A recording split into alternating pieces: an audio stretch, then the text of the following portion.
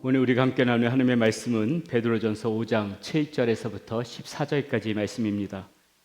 우리 모두 함께 자리에 일어나셔서 베드로전서 5장 7절부터 14절까지 말씀 돌아가면서 저와 여러분이 한 절씩 교독하도록 하겠습니다. 너희 염려를 다 주께 맡기라. 이는 그가 너희를 돌보심이라.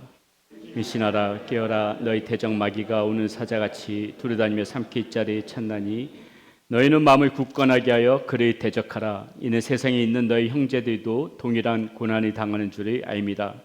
모든 은혜의 하나님 곧 그리스도 안에서 너희를 부르사 자기의 영원한 영광에 들어가게 하시니가 잠깐 고난을 당한 너희를 친히 온전하게 하시며 굳건하게 하시며 강하게 하시며 털을 견고하게 하시리라. 권능이 세세 무궁하도록 그에게 있을지어다. 아멘. 내가 신실한 형제로 이는 신뢰함으로 말미암아 너에게 간단히 써서 권하고 이것이 하나님의 참된 은혜임을 증언하오니 너희는 이 은혜에 굳게 서라. 택하심을 함께 받은 바벨론에 있는 교회가 너에게 무난하고 내 아들 마가도 그러하느니라. 너희는 사랑의 입맞춤으로 서로 무난하라. 그리스도 안에 있는 너희 모든 이에게 평강이 있을지어다. 아멘. 자리에 앉으시겠습니다. 기도합니다. 아버지 하나님 감사합니다. 이 시간에도 하나님 앞에 나와서 말씀을 받습니다.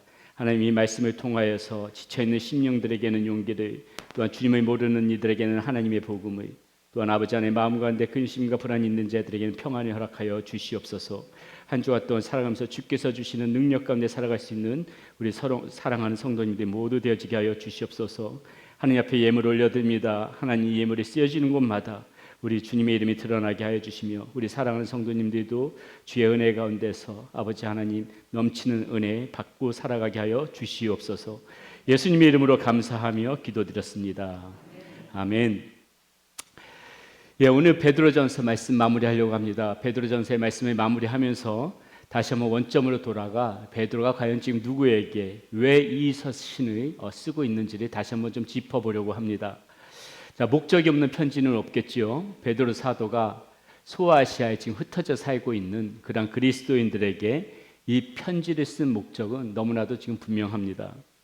우리의 인생은 이 땅의 삶으로 끝나는 것이 아니라는 것입니다. 우리에게는 영원한 소망이 기다리고 있다는 것입니다. 이 땅에서 그리스도인으로 살아가는 동안에 고난이 올 수 있다고 말했습니다. 그 불시험 같은 시간들을 견뎌내라고 베드로 사도는 그렇게 권면합니다.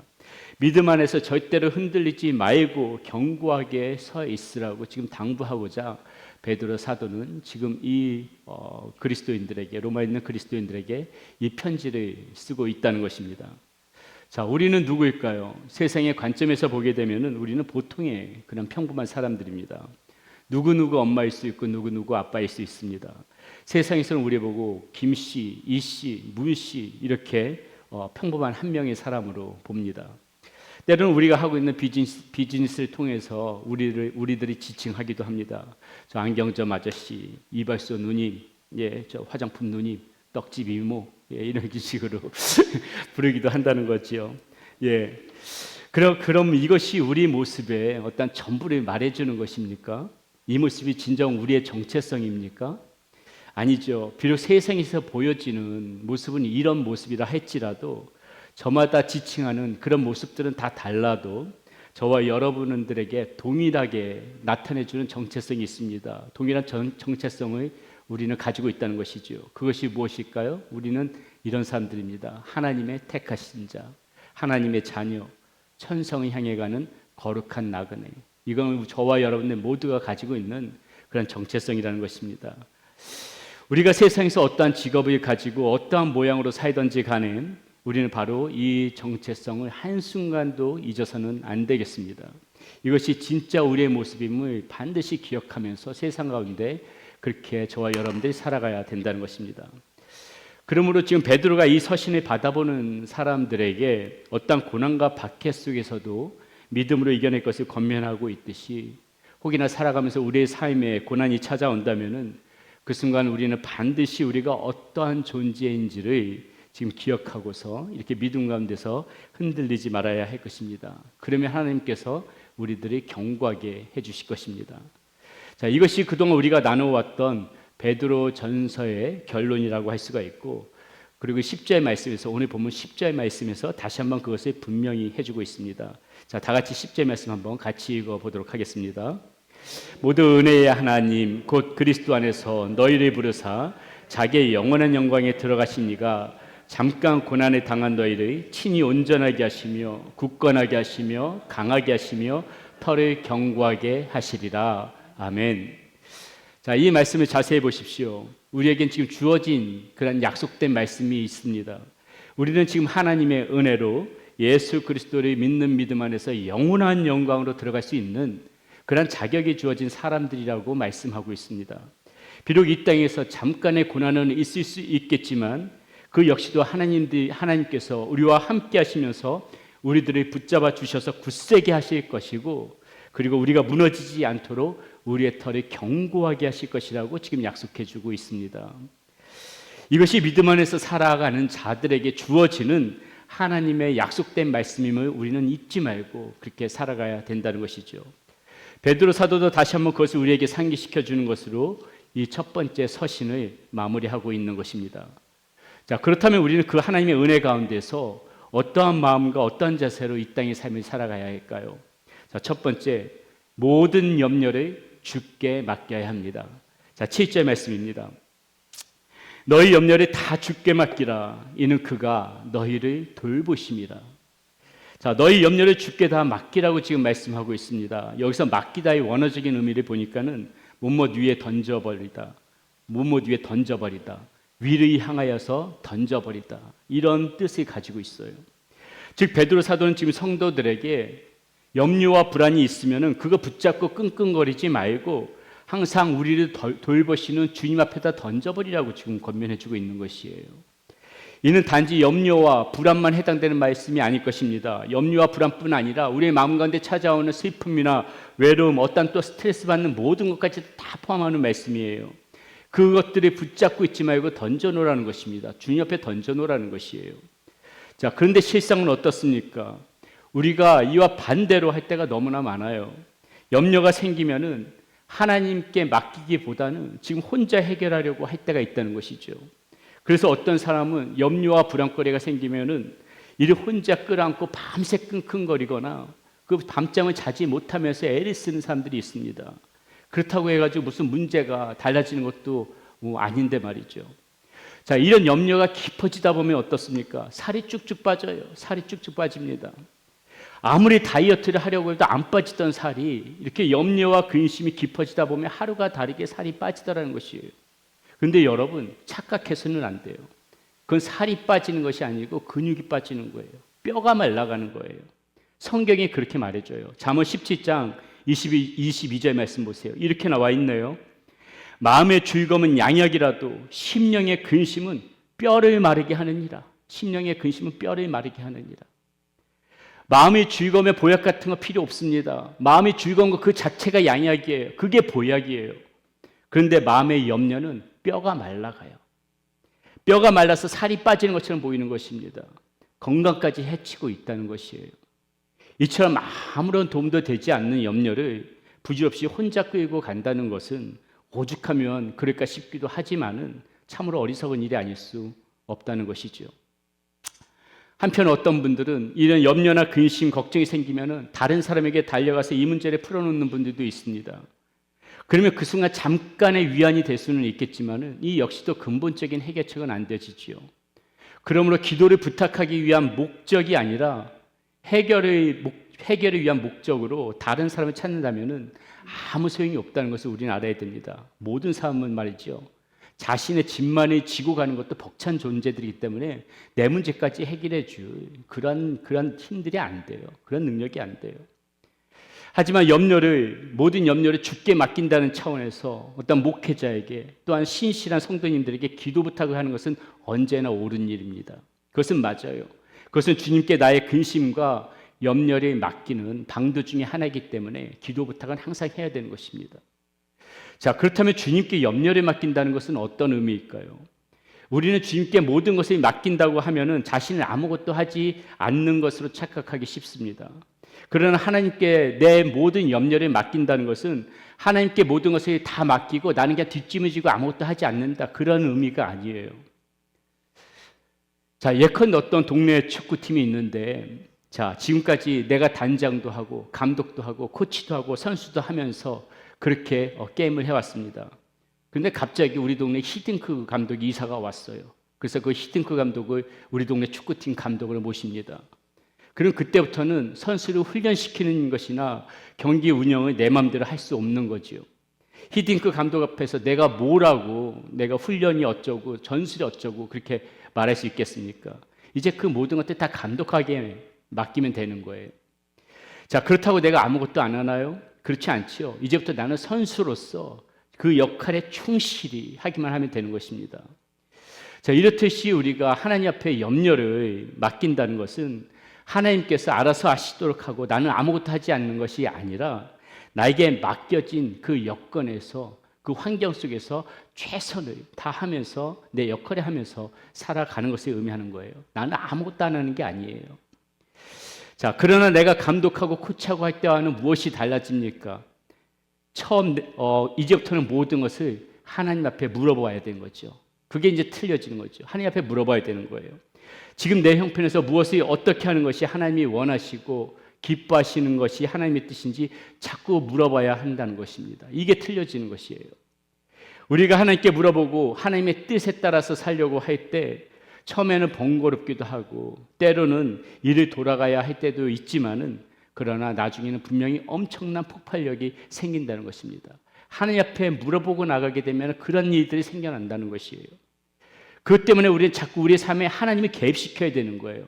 하나님 들어오셔가지고 내 삶을 주장하여 주시고 내 삶을 감독해 주시고 내 삶을 인도해 주시고 내 삶을 간섭해 주세요. 그것이 옳다는 것입니다. 번거로운 것이 아니에요. 귀찮은 게 아니에요. 하나님이 내 삶에 개입시킬 때 우리 삶에 놀라운 폭발적인 일들이 일어날 수 있다는 것이에요. 그럼 도대체 우리는 어떤 염려의 짐을 지고 살아가고 있는 것일까요? 우리의 무거운 짐들이 가만히 살펴보면은 현재의 짐만 짊어지고 있는 것이 아니더라고요. 어떤 분들은 과거의 짐까지 지금까지 짊어지고 살아가는 분들이 있어요. 즉 지금까지 살아오면서 경험했던 그 힘들고 불행했던 기억들이 다 짊어지고 오늘 현재를 마음속으로 아파하면서 살아가고 있는 분들도 계시더라는 것입니다. 바로 이 실패하고 불행하고 비참했던 그 기억들이 오늘의 삶에서 늘 불안과 염려로 작용하고 있더라는 것이죠. 며칠 전 저는 저와 아주 친한 후배 목사님과 교제를 나눈 적이 있습니다. 이 목사님과 함께 예전에 부사역자 생활을 같이 했었는데 교회 사역에 밤낮을 가리지 않고 정말 최선을 다하는 신실한 목사님이에요. 어느 정도냐면은 아이를 낳아도 아이 낳는 것만 바로 보고 교회에 와서 바로 그날 와가지고 사역을 할 정도로 그렇게 충실히 사역을 하던 목사님이었습니다. 자, 부사역자 때도 이 정도였는데 담임 목회 때는 오죽하겠습니까? 열심히 하지요. 근데 어느 날 이 사모님이 공황장애가 와 쓰러졌습니다. 왜 그랬을까요? 목사님이 교회에 열심히 하는 것만큼 가정에는 그만큼 조금 덜 충실하니까는 사모님이 그 모든 것들 짊어지고 갔다 보니까는 너무 힘들었던 거죠. 공황장애가 와 쓰러졌어요. 자, 이때부터 이 목사님은 가정에 관심을 더 가지기 시작했습니다. 특별한 일이 없으면은 웬만해서는 정확한 시간에 퇴근해서 사모님의 일손을 돕기 시작했고 아이들을 돌보았고 가족과 더 많은 시간을 함께 보내려고 했었습니다. 그런데 어느 날 사모님이 목사님에게 자신은 계속해서 불안하다고 말씀하더라는 것입니다. 어떤 불안일까요? 지금 당신이 너무 잘해주는 게 불안하다는 거예요.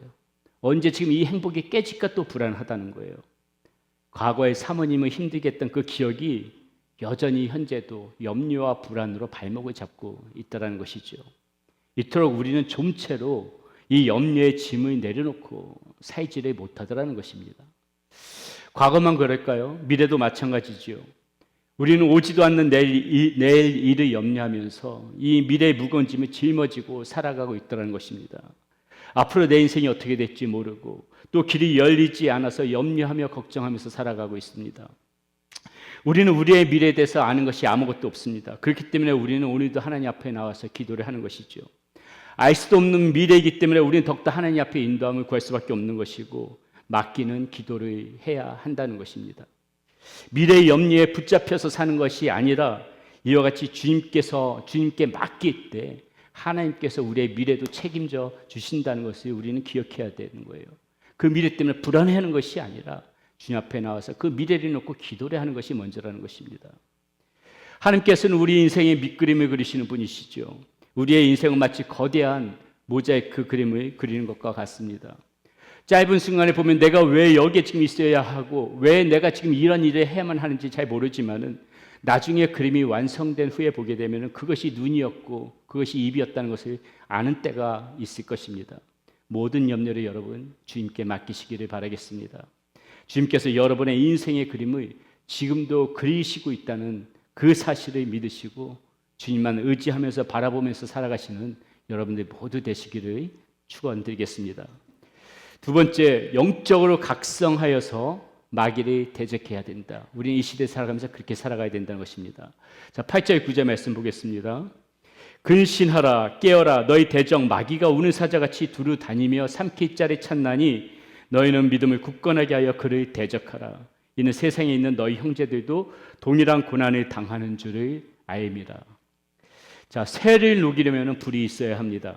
아무리 단단한 쇠도 뜨거운 불 앞에서는 녹습니다. 마찬가지로 우리가 신앙생활을 하면서 능력 있는 신앙인으로 살아가려면 반드시 불이 있어야 돼요. 우리 가운데 불이 있어야 되는 것이에요. 우리의 심령 안에 영적 부흥의 불길이 타올라야만 된다는 것이에요. 많은 신앙인들이 신앙생활을 왜 무력합니까? 우리의 심장 안에 이 부흥의 불길이 꺼져 있거나 희미해져 있기 때문에 그래요. 불이 사라지니까 힘이 없는 것이에요. 하나님의 백성은 하나님께서 주신 힘으로 살아가는 것입니다. 그 하나님께서 주신 힘이 불인 거예요. 그래서 우리는 그 불을 받고자 함께 모여서 예배 드리는 것이고 그 가운데서 하나님의 능력을 공급받으면서 가슴에 불도 심어지는 것이에요. 그 힘으로 우리의 삶을 파괴하려고 하는 저 마귀도 대적할 수 있는 것입니다. 불이 없으면 우리의 가슴에 불길이 타오르지 않으면 그 마귀를 대적할 힘을 잃게 되어지는 것이에요. 그런 사람들이 모이면 예배가 뜨거워지는 것이고요. 기도가 응답되어지면서 가슴이 성령으로 충만해지는 것입니다. 성령이 충만해지면 그때부터 우리 안에 이 성령의 불이 붙기 시작하는 거죠. 활활 타오르는 거죠. 성령의 불이 붙기 시작하면은 그때부터 우리 안에서 분의 불길이 살아나는 것이고 우리 안에 그 불이 붙어 있으면은 마귀가 틈을 타고 들어오려고 해도 들어올 수가 없게 되더라는 것이에요. 어거스틴은 마귀가 세 가지 모양으로 나타난다고 말을 합니다. 이렇게 말을 하더라고요. 처음에는 속이는 뱀처럼 나타난대요. 마귀가 우리에게 죄를 짓도록 충동질할 때는 그렇게 부드러울 수가 없답니다. 그래서 딱 한 번 죄를 짓고 손을 씻어라 이런 식으로 말한대요. 계속 죄를 지란 말 안 해요. 딱 한 번이다. 아니면 또 이렇게 이야기하지요. 야, 지금 보는 사람 아무도 없어. 괜찮아. 부드럽게 다가와요. 아담과 하와가 그런 식으로 속아서 넘어갔지요. 다윗이 밧세바와 간음할 때도 그런 소리에 넘어갔지요. 유다가 예수님을 팔 때도 그렇게 넘어갔어요. 마귀는 그런 식으로 속이는 모습으로 우리에게 다가옵니다. 또한 마귀는 광명한 천사의 모양으로 나타난다고 말했습니다. 바울은 고린도후서 11장 14절 15절에서 이렇게 말씀합니다. 그것은 이상한 일이 아니라 사탄도 자기를 광명의 천사로 가장하나니 그러므로 사탄의 일꾼들도 자기를 의의 일꾼으로 가장하는 것이 또한 대단한 일이 아니니라. 그들의 마지막은 그 행위대로 되니라. 마귀는 누구나 알 수 있을 정도의 흉악한 자의 모습으로 절대 오지 않는다는 거예요. 그럼 다 피하죠. 흉악한 자면 마귀라는 거 금세 알아차려버리고 피하죠. 누가 그 마귀를 껴안겠습니까? 절대로 흉악한 자의 모습은 우리에게 다가오지 않아요. 겉으로는 의로운 모습일 수 있습니다. 연약한 모습일 수 있어요. 선한 자의 모습일 수가 있습니다. 그러나 그 끝은 분란과 파괴와 하나님을 내 삶에서 밀어내는 방향으로 우리들이 이끌어 가도록 유혹하더라는 것이죠. 노벨문학상 수상자인 영국의 소설가 시인인 러디어드 키플링이라는 분이 있는데 그의 시 죄 중에 나오는 구절입니다. 어느 추운 겨울밤 밖에서 노크 소리가 들린다. 누구신가요? 나는 보잘것없는 자입니다. 연약한 여자의 음성이다. 누구냐고 묻지 않았소. 사랑을 그리워하는 외로운 소녀입니다. 이름이 뭐요? 제 이름은 죄악입니다. 어서 들어오시오. 그 순간 내 마음의 방은 죄악으로 가득 찼다. 이 마지막 문장에서 서늘한 전율이 느껴지는 거예요. 그 순간 내 마음의 방은 죄악으로 가득 찼다. 어떻게 그는 죄악이라는 정체를 알면서도 문을 열어줄 수 있을까요? 키플링은 이렇게 말합니다. 죄는 흉측한 괴물의 얼굴로 찾아오지 않고 사랑을 그리워하는 외로운 소녀처럼 우리의 가장 약한 부분을 파고드는 그런 연민의 모습으로 다가온다고 말합니다. 내 안에 결핍과 고독, 마음의 복잡함들이 있을 적에 문 밖에 존재와 공명되어지는 순간 우리는 스스로, 억지로가 아니라 우리는 스스로 문을 열게 되어진다고 말하고 있습니다. 죄는 이와 같이 솜사탕처럼 그리고 솜니부처럼 부드럽게 다가온다는 거예요. 광명한 천사처럼 다가오더라는 것입니다. 또한 마귀는 오늘 보니까 오늘 본문 8절 말씀에도 나와 있는 것처럼 우는 사자와 같이 돌아다니는 모습으로 나타난다고 말합니다. 삼킬 만한 자들이 찾아다니고 있다고 그래요. 마귀는 결코 조용히 숨어 있거나 그렇게 잠자는 존재, 얌전히 있는 존재가 결코 아니에요, 여러분. 마귀가 조용히 있어가지고 우리가 못 느끼는 게 아니에요. 마귀는요, 득세예요. 우는 사자같이 으르렁거리면서 다니고 있는 게 마귀의 존재예요. 그럼에도 불구하고 많은 사람들이요, 지금 이 마귀의 존재를 대수롭지 않게 생각합니다. 지금 자신이 물어뜯기고 있음에도 불구하고 그것을 깨닫지 못해요. 영적으로 둔해져 있기 때문에 그래요. 마귀가 어디 있어? 마귀가 도대체 어디 있는 거야? 마귀 조용하네? 마귀 잠자고 있는 거 아니야? 아니에요. 우는 사자같이 지금 우리를 물어뜯고 있는 중인데도 우리가 그것을 못 느끼는 것이에요. 영적으로 둔감해지게 되면 이런 현상이 나타나는 거예요. 마귀에게 화인이 맞아 이 감각이 마비되어지게 되면 이런 현상이 나타나더라는 것이에요. 그러면 여러분, 우리는 영적으로 다시 한번 각성해야 되는 것입니다. 다시 한번 가슴에 성령의 불길이 타오도록 반드시 그렇게 해야만 되는 것이에요. 그래서 더더욱 예배 자리를 우리는 사모해야 되는 것입니다. 그 불을 받고자 예배 자리를 사모해야 되는 거예요. 우리가 모여서 예배 드리는 가운데 이 은혜를 받으면은 악한 마귀는 반드시 패배할 것입니다. 그래서 마귀는 할 수 있는 대로 우리가 모여서 은혜를 받지 못하도록 자꾸 방해를 하지요. 모이지 못하도록 하지요. 예배를 귀찮아하도록 하지요. 왜요? 마귀가 뻔히 알기 때문에 이 가운데서 예배 가운데 은혜를 받으면 안 되니까는. 마귀는 우리가 하나님을 믿고 의지한다는 말이 가장 싫어해요. 우리가 예배 가운데서 은혜 받고 저는 이제부터 하나님을 믿고 하나님을 의지하면서 살겠습니다. 이 말을 할 때 마귀는 벌벌 떨어버리는 거예요. 왜요? 마귀는 그 말이 우리 입술에서 떨어지는 순간 우리에게 아무것도 할 수 없기 때문에 그래요. 내가 주님을 믿고 의지하고 주님을 바라보며 나가겠습니다. 우리의 입술로 선포하고 예배 가운데 은혜 받고 우리의 가슴이 그렇게 불타오를 때 마귀는 그것을 가장 두려워하고 우리한테 접근이 못하는 거예요. 겁내서 도망가는 거예요. 아무것도 할 수 없는 거예요. 이게 마귀의 속성인 거예요. 우리는 자꾸 그것을 깨닫지 못하고 가만히 있으니까 물어뜯기고 상처나고 찢겨지고 쓰러져 버리는 거죠. 이렇게 주님을 바라보면서 선포하고 믿고 의지하고 예배 가운데서 은혜 받고 나가면은 마귀가 도망가는데 그걸 못해요. 그걸 못하고 자꾸 넘어지는 거예요. 영적으로 각성하여 마귀를 대적하고 싶으십니까? 은혜의 자리로 나오시기 바라겠습니다. 하나님께 드리는 이 예배 시간을 더욱더 사모하심으로 그렇게 모임에 힘쓰시기를 바라겠습니다. 주의 예배가 되어졌던, 금요 성령 집회가 되어졌던, 새벽 예배가 되어졌던 하나님께 드려지는 이 예배를 통하여 그때마다 우리가 부르짖고 기도할 때마다 다시 한번 그럴 때마다 우리의 가슴에 성령의 불길이 타오를 것이고 또 그렇게 성령의 불길이 타오르게 해달라고 내 가슴에 불이 심어지게 해달라고 여러분 반드시 그렇게 기도하세요. 하나님께서 들어주세요. 그 기도 들어주실 겁니다. 그렇게 간구하는 자에게 들어주실 거예요. 하나님 제 가슴에 불이 식어졌습니다. 제 가슴이 밋밋합니다. 하나님 제가 마귀와 이 땅 가운데서 싸우면서 살아가야 될 텐데 이 식어진 가슴으로 어떻게 살아갑니까? 제 가슴에 불이 살아나게 해주십시오. 간구하며 기도할 때, 모여서 예배하며 간구하며 기도할 때 하나님께서 왜 그 불을 안 내려주시겠습니까? 그 불이 살아날 때 우리의 삶도 살아난다는 것을 아세요? 그 불이 살아날 때 우리의 삶에서도 우리가 쓰러지지 않고 이기면서 살아갈 수 있다는 것을, 승리할 수 있다는 것을 반드시 믿으시기 바라겠습니다. 영적으로 이 각성돼서 깨어 있으면은 우리는 마귀를 충분히 대적할 수 있습니다.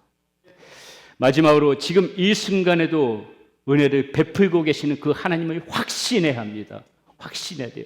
이 순간에도 은혜를 베풀고자 원하시는 그 하나님을 우리는 믿고 확신해야 돼요. 자, 10절 11절 말씀 다시 한번 봅니다. 모든 은혜의 하나님 곧 그리스도 안에서 너희를 부르사 자기의 영원한 영광에 들어가게 하신 이가 잠깐 고난에 당한 너희를 친히 온전하게 하시며 굳건하게 하시며 강하게 하시며 털을 견고하게 하시리라. 권능이 셋에 무궁하도록 그에게 있을지어다. 아멘. 베드로는 지금도 이 땅 가운데서 그리스도인으로 분투하면서 살아가고 있는 사람들에게 하나님의 은혜에 대해서 말씀해 주고 있습니다.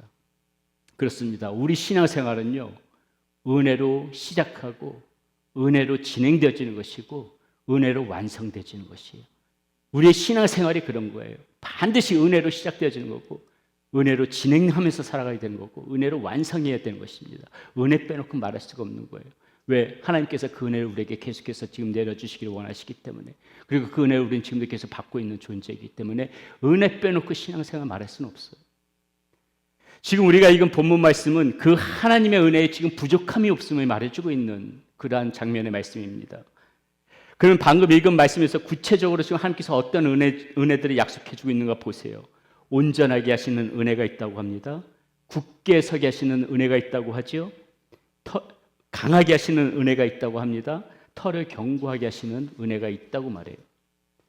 온전하게 하시는 은혜가 뭘까요? 우리들을 회복시키는 은혜를 이 온전하게 하시는 은혜라고 말해요. 온전하게 하신다는 것은 이 받은 고난들을 다시 원래 위치로, 제 위치로 돌려놓는다는 의미를 가지고 있습니다. 생각해 보세요. 시련을 당하고 좀 힘든 일들이 생기면 우리는 흔들리지요. 때로는 흩어집니다. 제 위치에 있던 것들이 떨어져 나갈 수도 있어요. 힘들면 그런 일이 생길 수 있습니다. 처음에 선한 양심으로 열심히 살려고 했는데 고난이 찾아오게 되면 견디지 못하고, 우린 연약한 존재이기 때문에 산산조각으로 깨어져 버릴 때가 있어요. 마음도 깨어지고 몸도 깨어지고 여러 가지 건강도 깨어지고, 고난이 극심해지면 이렇게 깨어질 때가 있다는 거예요. 그런데 은혜는 온전한 은혜는 이러한 우리들을 그냥 두지 않으신다는 거예요. 이러한 우리들을 그냥 두지 않으신다는 거예요. 다시 깨어졌던 것들 붙여놓고, 흩어져 있던 것들 모으고, 떨어져 나간 것들 다시 회복시켜서 제 위치로 돌려놔 주시는, 그것이 이 온전한 은혜, 여기서 말하고 있는 하나님의 온전한 은혜라는 의미입니다. 굳게 서게 하신 은혜를 주신다고 하네요. 이 은혜는 무엇일까? 고정시켜 놓고 흔들리지 않게 세우신다는 의미입니다. 이제는 이전처럼 쉽게 흔들리지 않도록 우리들을 견고하게 해주시겠다는 약속입니다. 더 이상 고난과 환난 앞에서 움츠러들고 피하는 사람, 존재로 그렇게 살아가는 것이 아니라 맞서서 굳게 싸워서 살아갈 수 있도록, 굳게 서서 살아갈 수 있도록 그 자리에서 우리에게 힘을 주시겠다는 약속이에요. 서 있다는 것은 누워있지 않다는 것을 말하는 거죠. 누워있다는 것은 싸울 의지가 없는 상태를 가리키는 것입니다. 신앙의 진짜 싸움을 싸울 생각도 하지 않고 누워서 널브러져 있는 그런 그리스도인들이 지금 얼마나 많이 있어요. 얼마나 많이 있습니까? 여러분, 우리 주변에 그런 그리스도인이 너무나 많아요. 싸워볼 생각도 하지 않고 그냥 누워서 세워라 내워라 태평하게 널브러져 있는 그러한 신앙인들이 얼마나 많이 있어요. 마땅히 대적해야 할 것에 대적하지 못하면은 그거는 서 있는 신앙이 아니죠. 그런데 하나님께서 어떤 은혜를 주시는가? 그렇게 널브러져 있는 것이 아니라 바로 세워주셔서 대적할 수 있는 힘을 그 자리에서 심어주시는 것, 이게 굳게 서 있는 신앙, 굳게 서 있는 은혜, 하나님께서 이렇게 세워주시는 은혜, 그 은혜가 있다는 것입니다. 강하게 하시는 은혜를 주신다고 합니다. 이 은혜는 무엇일까요? 우리 전쟁에서 승리하려면 강해야 함이 당연합니다. 어떤 강함일까요? 세속적인 힘들은 결정적인 도움이 되어지지 못합니다. 세상에서 주는 힘은 결정적으로 도움이 되어지지 못해요. 때로는 오히려 방해가 됩니다. 세상에서 주는 어떤 힘들, 그거 가지고 완전하게 강해질 수 있을 것이다? 아니에요. 그것이 이 땅에서 살아갈 때 조금 유용할 수 있을지 모르지만 완전한 힘이 되어지지는 못합니다. 그럼 어떤 힘이 필요할까요? 사도 바울은 그 힘을 빌립보서 4장 13절에서 이렇게 고백하죠. 뭐라고 고백합니까? 우리 한번 함께 읽어볼까요? 내게 능력 주시는 자 안에서 내가 모든 것을 할 수 있느니라. 자, 내게 능력 주신다고 합니다. 주 예수 그리스도, 그 분의 믿는 믿음으로 우리에게 주시는 능력이 있다는 거예요. 눈에 보이진 않지만은 이 믿음 가운데서 얻어지는 그 능력을 하나님께서 주신다는 것이에요. 우리의 강함은 여기서 나오는 것이에요. 이 능력이 있으면은 세상에서 가지고 있는 것들 내가 조금 부족하더라도 두렵지가 않은 것입니다. 불안하지 않는 것이에요. 세상이 알 수 없는 평안이 있는 것입니다. 희한한 강함이 있는 거예요. 그 믿음 안에서 담대함이 생기는 것입니다. 그 말씀과 성령님을 통하여 아는 참된 지식과 믿음, 그것이 우리를 강하게 만드는 하나님의 은혜임을 우리는 반드시 기억해야 할 것입니다. 마지막으로 털을 견고하게 하시는 은혜가 있다고 말씀하고 있습니다. 털을 견고하게 하시는 은혜란 이 하나님의 말씀과 믿음 가운데 자신을 바르게 세워가는 것을 의미합니다. 어떠한 상황 속에서도 주님에 대한 흔들리지 않는 그런 확신의, 그 확신적인 믿음을 말하는 것이죠. 고난을 당하면서 사람들이 이렇게 말하죠. 더 이상 이렇게 살 수 있을까? 이렇게 가는 것이 맞을까? 흔들리는 그 순간에 하나님께서 그리스도의 길에 대한 확신을 우리 마음 가운데 심어주시면서 우리가 곁길로 벗어나지 않도록, 믿음 가운데서 흔들리지 않도록 견고하게 세워주시는 은혜를 베풀어 주시겠다는 그 말씀이 바로 지금 이 털을 세우시는, 그런 털을 견고하게 하시는 그 은혜 가운데 담겨져 있는 그런 뜻이라는 것입니다. 이와 같이 하나님께서는 지금 이 순간에도 우리들을 지키시고 은혜 베풀기를 멈추지 않고 계십니다. 그것이 안다면 우리는 어떻게 해야 할까요? 우리가 해야 할 것은 오늘 말씀에 보니까는 고난 중에도 감사와 찬송과 영광을 돌리라고 말씀하고 있습니다. 11절의 말씀을 한번 같이 함께 읽어보도록 하겠습니다. 권능이 세세 무궁하도록 그에게 있을지어다. 우리의 마지막 기도는 항상 이것이 되어야 됩니다. 어떠한 상황 속에서도 권능이 세세 무궁하도록 우리 하나님께 있을지어다. 이게 우리 입술에서 마지막 고백이 되어져야 되는 거예요. 믿는 신앙인들 삶에서 이게 마지막 고백이 되어져야 되는 것입니다. 어떠한 순간에도 염려하지 말며 영적으로 깨어있어 마귀를 대적하고 지금도 우리에게 은혜 베풀기를 주의게 하시는 그 하나님을 믿고 의지하는 가운데 승리하면서 살아가시는 여러분들 모두 되시기를 축원합니다.